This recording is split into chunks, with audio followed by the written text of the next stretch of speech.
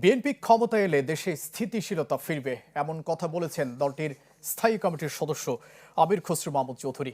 বিকেলে চট্টগ্রামের ফটিকছড়ি কলেজ মাঠে দলের নির্বাচনী জনসভায় তিনি বলেন, বিএনপি একমাত্র দল যারা গণতন্ত্র আর মানুষের অধিকারের প্রশ্নে আপোষ করেনি। তাই সামনে নির্বাচনে ধানের শীষে ভোট দিয়ে বিএনপিকে ক্ষমতায় আনতে তিনি মানুষের প্রতি আহ্বান জানান। কোনো মহল যাতে ভোট বানচাল করতে না পারে সেজন্য সবাইকে সতর্ক করেন আমির খসরু। জনসভায় চট্টগ্রাম ২ আসনের দলটির প্রার্থী সরোয়ার আলমগীর বক্তব্য রাখেন।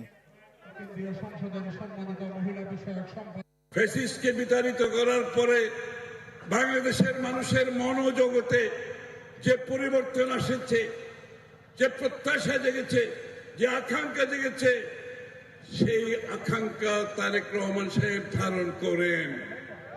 সেই আকাঙ্ক্ষা বিএনপি ধারণ করে, যার জন্য উনি বলেছেন আই হ্যাভ এ প্ল্যান।